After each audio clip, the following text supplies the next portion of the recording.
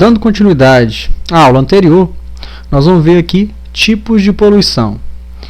Os tipos de poluição são poluição atmosférica, poluição sonora, poluição do solo, poluição das vias, poluição visual, poluição térmica e poluição da água. Destacando-se dois principais tipos de poluição, que seria a poluição atmosférica, que seria a contaminação do ar, e a poluição sonora, que refere-se a barulho. Esses dois tipos são os principais cobrados em prova. Por quê? Dá um entendimento nosso aqui que o nosso veículo automotor, quando acontece a partida no motor, acontece a queima de combustíveis, principalmente combustíveis derivados do petróleo, gasolina, diesel, por exemplo, e essa combustão gera gases poluentes, causando a poluição atmosférica. E o próprio veículo, não por si só, ele já é barulhento, né? O motor do carro ele tem até o sistema de escapamento ali, alguns componentes para ajudar a neutralizar a poluição sonora. E a buzina incorreta são os automotivos, causando a poluição sonora. Então destaca esses dois, foquem bastante poluição atmosférica e poluição sonora, são os principais, não são os únicos, mas são os principais tipos de poluição. Poluição das vias. O lixo que é atirado pelo condutor e passageiros também pode ocasionar sérios acidentes. Imagina se um condutor está dirigindo seu veículo a uma certa velocidade e ele joga para fora do carro uma garrafinha de vidro, por exemplo, podendo causar ali um acidente com outros condutores. Mas não seria só isso. Talvez o material não cause um risco de acidente, mas o material ele leva um tempo para se decompor naturalmente no meio ambiente. Aqui a gente tem até uma referência, né? A fonte aqui, a Companhia Municipal de Limpeza do Rio de Janeiro, dá um entendimento aqui para a gente sobre a questão do tempo de decomposição de alguns materiais. A gente vê que o papel fica em média 3 meses, o couro em média 30 anos, a caixa de longa vida, que é a caixa de leite, mais de 100 anos, chiclete 10 anos, plástico de 30 a 40 anos, garrafa PET mais de 100 anos, ponta de cigarro de 10 a 20 anos, lata de alumínio mais de 100 anos e o vidro aqui, por essa referência nossa, nós temos aí 4.000 anos. Então isso aqui é um tempo aproximado de decomposição dos materiais. Então o lixo que é tirado para fora do veículo também pode contaminar o meio ambiente. Então vem a ideia nossa de reciclar esses materiais para que não leve um tempo muito grande para se decompor, consequentemente poluindo as vias. Na época de chuva, por exemplo, causando risco de entupimento de bueiros, causando problemas referentes ao nosso meio ambiente. Então, aprendendo a reciclar os materiais seria recomendável. Então, não seria só para a questão de acidente, seria também para a questão de conscientização nossa. Poluição sonora. O excesso de ruídos que afeta a saúde física e mental da população, como motores, buzinas, cantadas de pneus, sons automotivos, dentre outros. Todo ruído, né?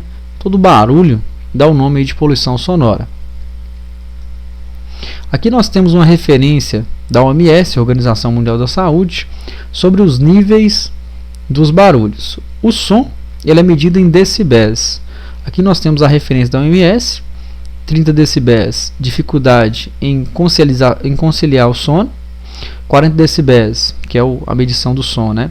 Dificuldade na comunicação oral, 45 decibéis, provável interrupção do sono, perda de qualidade do sono, em torno de 50 decibéis, incômodo diurno, 55 decibéis, incômodo diurno forte, 65 decibéis, comunicação verbal extremamente difícil, 75 decibéis, perda de audição a longo prazo, de 110 a 140, perda de audição a curto prazo.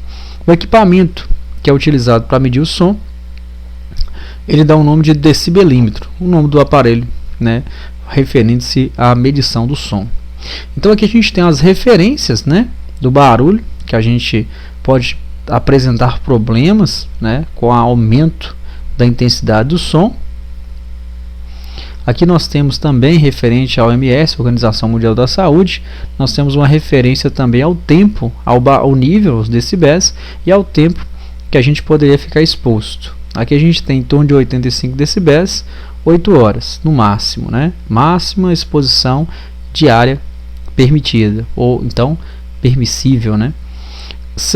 86 decibéis, 7 horas, 87, 6 horas, 88, 5 horas, 89, 4 horas e 30 minutos, 90 decibéis, 4 horas, 91, 3 horas e 30 minutos, 92, 3 horas, 93 de 2 horas e 40 minutos, 94 decibéis de 2 horas e 15 minutos, 95, 2 horas, 96, 1 hora e 45 minutos, 98 de 1 hora e 15 minutos, 100 decibéis, 1 hora, 102, 45 minutos, 104, 35 minutos, 105, 30 minutos, 106, 25 minutos, 108, 20 minutos e 110, 15 minutos. Então dá para vocês perceberem que quanto maior barulho, menos tempo a gente pode ficar exposto. Vai aumentando o nível de barulho, menos tempo a gente pode ficar exposto aí a esse barulho. Aqui nós temos o efeito da poluição sonora. Pode acontecer dor de cabeça, zumbido, deficiência auditiva, insônia, irritabilidade e agressividade, dispersão, a gente ficar distraído, agitação, dentre outros. Aqui nós temos uma referência, para ficar mais fácil a compreensão nossa aí, né, quais equipamentos ou o que causa esse barulho, para que a gente não fique exposto. Nós temos um local bem tranquilo, fica em torno de 30 decibéis. Conversação normal, em torno de 60. Trânsito, principalmente horário de pico, né, locais mais movimentados, aqui o exemplo da avenida, em torno de 85 decibéis. Festas, né, equipamentos eletrônicos, chegando a 90 decibéis. Motosserra, né, ficando em torno de 100 decibéis. E a turbina do avião, nós temos aqui 140 decibéis. Então seria uma referência, né, do barulho sobre alguns equipamentos que produzem som. Aqui nós temos o Código de Trânsito Brasileiro em uma infração de trânsito, né, referente ao código, que seria o condutor com descarga livre ou silenciador do motor, que seria o abafador de ruído, de explosão defeituoso, deficiente ou inoperante. Infração grave, consequentemente o condutor vai pagar a multa de trânsito e ganha ponto só na carteira. 5 pontos na carteira do condutor aí. Então, deu um entendimento nosso aí que os órgãos de trânsito vão dar empenho e, consequentemente, se o condutor desrespeitar aí a poluição sonora, ele vai ser autuado. Quer dizer, causar, né, a poluição sonora. Agora nós vamos para a poluição térmica, né, que seria referência a barulho, né? O que é ter poluição térmica e a referência dela aí? A poluição térmica seria a alteração de temperatura da água, do ar e da água, utilizada sobretudo pelas usinas hidroelétricas, termoelétricas e nucleares. Então a poluição térmica é o aumento da temperatura, tanto do ar quanto da água. Aqui nós temos um exemplo, né? As usinas térmicas utilizam a água dos rios e devolvem aquecidas. A água, né, que é utilizada aí nas usinas termoelétricas ou usinas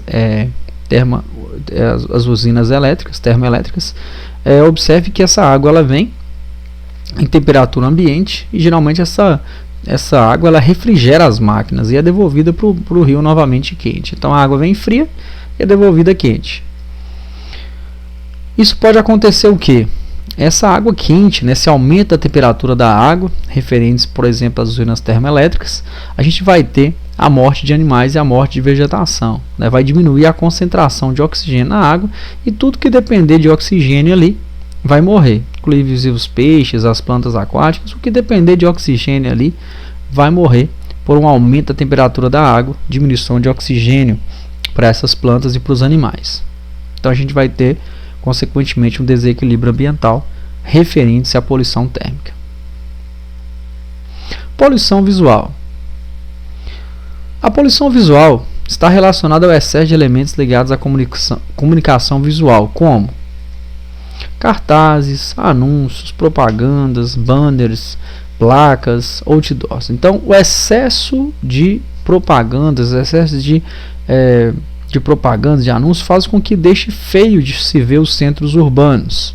A poluição visual tem essa ideia, né, de deixar feio de se ver os centros urbanos, podendo causar acidentes automobilísticos devido a distrações ao volante. Isso pode causar um acidente indiretamente, né? A poluição visual está relacionada a deixar feio de se ver os centros urbanos, mas indiretamente pode causar acidentes, porque o condutor pode ficar distraído ali observando algum anúncio e, consequentemente, isso aí causar um acidente pela distração ao volante. Nós vamos ver agora sobre o etanol e o meio ambiente. O etanol seria o álcool, né, automotivo, o álcool usado aí nas indústrias para os veículos, né, na verdade o álcool utilizado para os veículos dá o nome de etanol. É tanto que as bombas de combustível, por exemplo, dos postos de combustível, vai ter escrito lá etanol, que é o álcool automotivo. O etanol ele pode ser obtido através da cana-de-açúcar, do milho, beterraba, batata doce, mandioca e demais outras matérias-primas. Então nós vamos focar que não é só da cana-de-açúcar que a gente consegue extrair o álcool, são de outras matérias-primas também. A vantagem de colocação do álcool é porque ele é menos poluente, ele polui menos que a gasolina, ele chega a poluir cerca de 50% a menos que a gasolina polui. Ele é considerado também energia renovável, né? Por que ele é considerado uma energia renovável? Quando a gente vai extrair, né, o álcool, a gente precisa plantar a matéria-prima, aqui representada para a gente para a cana-de-açúcar, mas pode ser qualquer matéria-prima em si. E para que aconteça a fotossíntese, né, que seria a forma das plantas criarem, digamos assim, seu próprio alimento, elas vão precisar de energia solar, de água e sais minerais e também do CO2, que é o gás carbônico.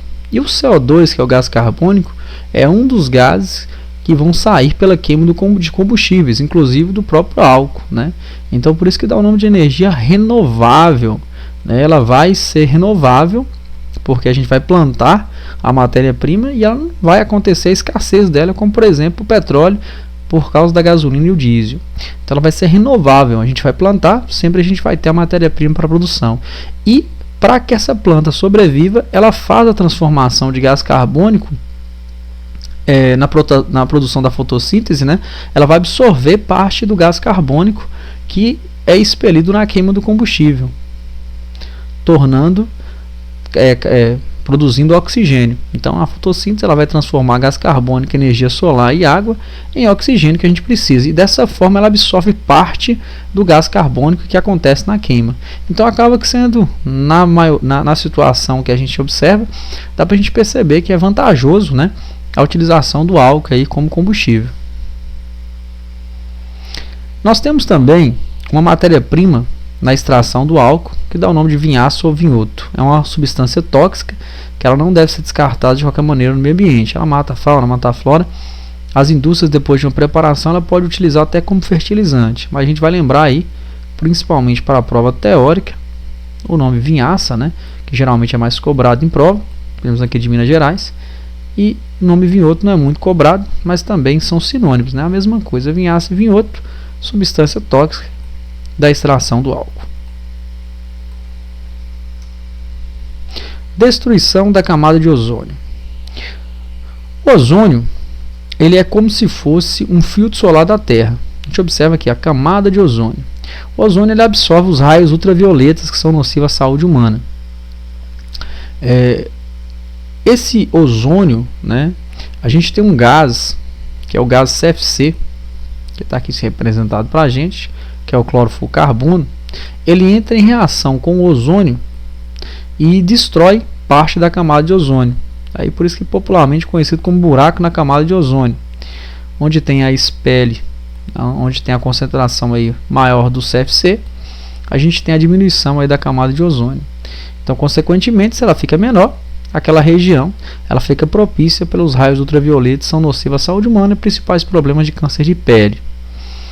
Esse CFC ele era na verdade, né, porque hoje praticamente a gente tem uma política no mercado aí que a gente tem pouco CFC sendo expelido no meio ambiente. Ele era muito encontrado em desodorantes, inseticidas, que seria aquele gás de refrigeração, né, ar-condicionado de veículos, por exemplo, e a questão também dos aerosóis. Hoje em dia praticamente tem uma política no mercado que está sendo substituído por outros gases que não fazem esse efeito, né, que não seria mais o CFC, o clorofluorcarbono. Então, se mencionar para vocês em prova isso aí, o que é o problema do CFC é porque ele entra em reação em cadeia com o ozônio, que seria a camada de ozônio, deixando propício ali para acontecer uma diminuição dela, consequentemente sofrermos aí com ações dos raios ultravioletas são nocivos a nós, né? Então, o problema do CFC, destruição da camada de ozônio. Chuva ácida. O que é chuva ácida e quais são os problemas que ela vai interferir aí na questão ambiental? A chuva ácida ela é formada por óxido de nitrogênio e dióxido de enxofre. Na verdade, óxido de nitrogênio e dióxido de enxofre são ácidos, né, que são resultantes da queima de combustíveis derivados do petróleo, por exemplo, e até carvão mineral. Então, a queima de combustíveis produz óxido de nitrogênio e dióxido de enxofre. Óxido de nitrogênio e dióxido de enxofre são expelidos tanto por veículos como fábricas. Veículos utilizando combustíveis derivados do petróleo, as fábricas também, e também carvão mineral. Os dois ácidos eles entram em contato com o nitrogênio em forma de vapor. Eles vão formar ácido sulfúrico ou ácido nítrico. Ácido fúrico ou ácido nítrico, na verdade, seria a chuva ácida, né? Vai aumentar consideravelmente a acidez da chuva, tornando ela mais ácida do que o normal. Então, nós temos o óxido de nitrogênio e dióxido de enxofre, entra em reação, faz uma combinação química com o nitrogênio, formando ácido sulfúrico e ácido nítrico aí, né? Causando quando resulta-se a chuva ácida, a gente vai ter destruição de superfícies metálicas e também a desertificação. Ela vai matar a folhagem, né, a vegetação, consequentemente impedindo a formação da fotossíntese, as plantas morrendo e causando desertificação, causando desequilíbrios ambientais. Então foquem bastante aí os ácidos, né? São ácido sulfúrico e ácido nítrico, que são considerados aí a chuva ácida. Principais problemas: desertificação, destruição de superfícies metálicas. Nós temos também o dióxido de carbono, popularmente conhecido como gás carbônico, que é o CO2.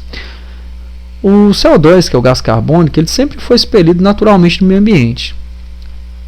Plantas, queimadas naturais, vulcões, sempre produziu aí o CO2, que é o gás carbônico, naturalmente aí. Então, o que ele causa? Ele causa como se fosse uma estufa, né? Ele causa como se fosse uma estufa de plantas, né? O calor entra, né, na Terra e ele faz com que aconteça uma dificuldade, né, de dispersão do calor. Então é como se ele segurasse o calor, como se fosse uma estufa de plantas, por exemplo. Só que, com o tempo, a gente começou a produzir o mesmo gás, né? O meio ambiente já produz naturalmente para que aconteça um controle de temperatura na Terra, que isso é benéfico, mas a gente começou a produzir mais. Como? Na queima de combustíveis. Todo combustível produz CO2, gás carbônico, queimadas, né? Para a questão de pecuária, lavoura, consequentemente, isso faz aumentar essa quantidade de CO2, né, de gás carbônico. E com o aumento da temperatura da Terra, a gente tem o efeito estufa e ele provoca alterações indesejáveis em todo o clima, né? Se a Terra aumentar muito a temperatura, nós vamos ter aí problemas, Polo Sul, Polo Norte, derretimento das calotas polares, a gente vai ter aumento do nível do mar, diminuição de território de caça de alguns animais, extinção de algumas espécies, demais problemas referentes ao excesso do gás carbônico. Ele não é tóxico, a gente consegue inalar ele naturalmente, mas a queima de qualquer combustível vai produzir ele. E nós passamos, né, a produzir mais e a temperatura da Terra, ela com o tempo, ela tá só que aumenta. Nós temos aqui também o monóxido de carbono, que é o CO, né? O monóxido de carbono ele é relacionado na queima incompleta de combustíveis. O CO também, o monóxido de carbono, ele já é tóxico, né? A ilustração ela mostra pra gente que é um gás tóxico, ele mata por asfixia química, né? Então a gente não pode estar contato. Todo combustível, toda queima de qualquer combustível vai produzir o CO, que é o monóxido de carbono, que é essa queima incompleta de combustível aí. Todo carro, toda moto produz ele. O problema dele seria em local com baixa ventilação. Se o local é arejado, consequentemente esse gás ele é dissipado. O problema é inalar uma grande quantidade desse gás. É um gás letal, ele não tem cor nem cheiro, né? Você não consegue perceber, né, esse gás. Então quando você começa a ter os efeitos, né, que esse gás causa, né, a situação já está um pouco mais crítica, né? A situação já está um pouco mais complicada quando a gente começa a sofrer, né, com as ações desse gás aí. Nunca devemos deixar motores funcionando em locais de baixa ventilação. Então, local arejado não tem problema. O local com baixa ventilação já é arriscado. Então, lembra dele aí, ó, monóxido de carbono, letal, não tem cor nem cheiro, difícil a sua identificação, queima de qualquer combustível. Nós temos aqui algumas infrações ambientais. O próprio Código de Trânsito Brasileiro ele prevê que nós tenhamos conhecimento, né, sobre noções básicas sobre respeito ao meio ambiente, e se a gente não respeitar, nós vamos ser punidos por isso. Então vamos ver algumas infrações aqui previstas pelo Código, que são consideradas infrações ambientais. Então, com o objetivo de reduzir os impactos ambientais quanto à poluição atmosférica ou sonora relacionados ao trânsito, o Código de Trânsito Brasileiro estabelece exigências que todo condutor tenha conhecimento sobre conceitos básicos de respeito, né, e de proteção ao meio ambiente. Do mesmo modo, pune o condutor do veículo que usar o veículo para arremessar sobre pedestres, águas ou detritos, infração média 4 pontos, né, aqui está previsto o artigo, né, não vou entrar muito em detalhe, mas o texto do artigo completo previsto no artigo 171 do Código. O artigo 172, se o condutor atirar ou abandonar navio, objeto ou substância, vai cometer infração grave, infração média, vai ganhar 4 pontos na carteira. O artigo 227 do Código de Trânsito Brasileiro fala para a gente que se usar a buzina de forma prolongada ou sucessiva ou nos horários locais proibidos, vai cometer infração leve, vai ganhar 3 pontos na carteira. Observe que essas pontuações, nós até vamos ver aulas, né, vai ter o curso, as aulas aí de infrações e penalidades, é porque cada infração de trânsito tem sua pontuação, né, independente da natureza da infração aí. Mas nós vamos ter mais detalhes aí quando a gente estiver na aula de infrações e penalidades. Usar o veículo equipamento com som ou frequência acima do que seja autorizado pelo Conselho Nacional de Trânsito, infração grave 5 pontos, carteira do condutor.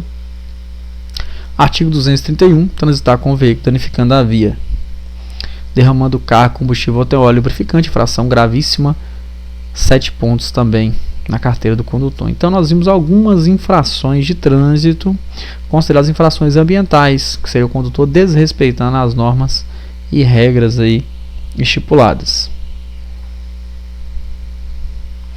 Como contribuir para a preservação do meio ambiente? O que eu posso fazer para ajudar o nosso meio ambiente aí? Mantenha o veículo em perfeito estado, né? A manutenção preventiva, corretiva, diminui gastos e a gente vai ter ali preservando o nosso meio ambiente. Devemos evitar a troca improvisada e caseira de óleo lubrificante. Por que a gente deve evitar? Porque na verdade o óleo que a gente coloca no motor do veículo para lubrificação, ele é altamente tóxico, né? Então se a gente fazer a troca em casa, por exemplo, a gente não vai ter o local adequado para descarte dele. Então quando a gente procura um local apropriado, eles vão ter um descarte correto para esse óleo. A solução correta para veículos abandonados em pátios de ferro velho é o desmanche e a sucata. O que seria isso? Vai retirar as peças do veículo que tem algum aproveito e o restante vai ser compactado, né, e vai ser derretido e entrar na composição de alguns tipos de aço. Então isso aí que seria a sucata, né, para a questão de não causar esse veículo não ser considerado aí um poluente, né, consequentemente causar uma poluição ao meio ambiente. O lixo ele deve ser acondicionado em saco plástico e depositado no lugar apropriado. Sim, né, a questão da consciência nossa e para a questão da reciclagem desses materiais, porque eles levam um tempo muito grande para se decompor naturalmente aí no meio ambiente. Aqui nós temos produtos perigosos. Só que nós vamos finalizar a videoaula nesse tópico aqui. Na próxima videoaula a gente dá continuidade, vendo aí o produto perigoso, como é que vai ser transportado. Então na próxima aula a gente dá continuidade a essa matéria. Então até a próxima videoaula aí.